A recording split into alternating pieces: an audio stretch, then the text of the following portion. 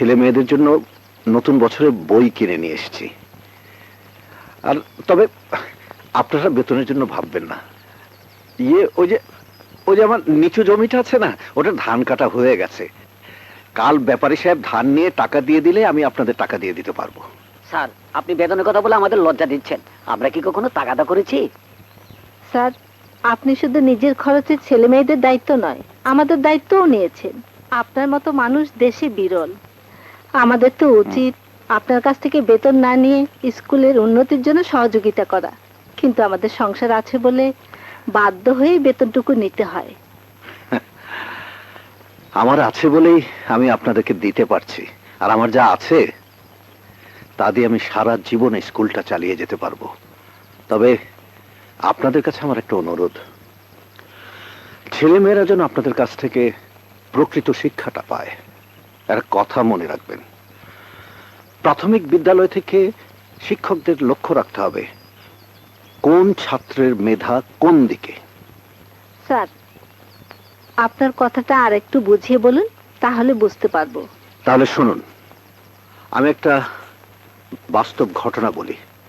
আমার বয়স তখন 7-8 বছর হবে। আমার বাবা স্কুলের হেডমাস্টার। একদিন এক ভদ্রলোক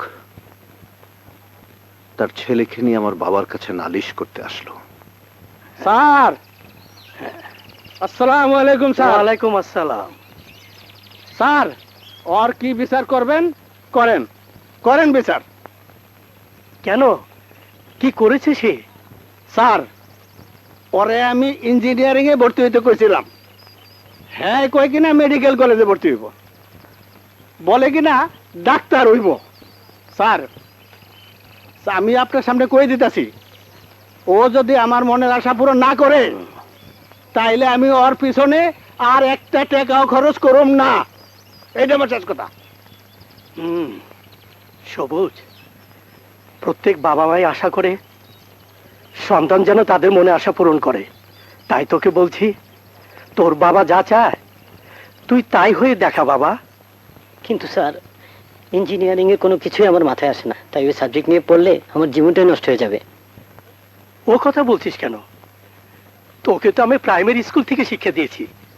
আমি জানি তুই যে সাবজেক্ট নিয়ে পড়বি তাতেই সফল হবি। কিন্তু স্যার, সবুজ, আর পাগলামি না করে ইঞ্জিনিয়ারিং এ ভর্তি হয়ে যা। রমেশ, ওকে নিয়ে যাও। আয়। সেদিন আমার বাবা সবুজের কথা না শুনে ভুল করেছিল। বাবার কথায় ইঞ্জিনিয়ারিং এ ভর্তি হয়েছিল ঠিকই, কিন্তু সে ইঞ্জিনিয়ার হতে পারেনি। একটা ভুল সিদ্ধান্তে ওর জীবনটাই নষ্ট হয়ে গিয়েছিল। আর সেদিনে বুঝতে পেরেছিলাম, যে যার জীবন যেভাবে গড়তে চায় তাকে সেভাবেই সুযোগ দেওয়া উচিত। স্যার, স্যার, বই বিতরণের কাজ শেষ করছি। ভালো করেছো, এখন যাও, ক্লাসের ঘন্টা বাজাও।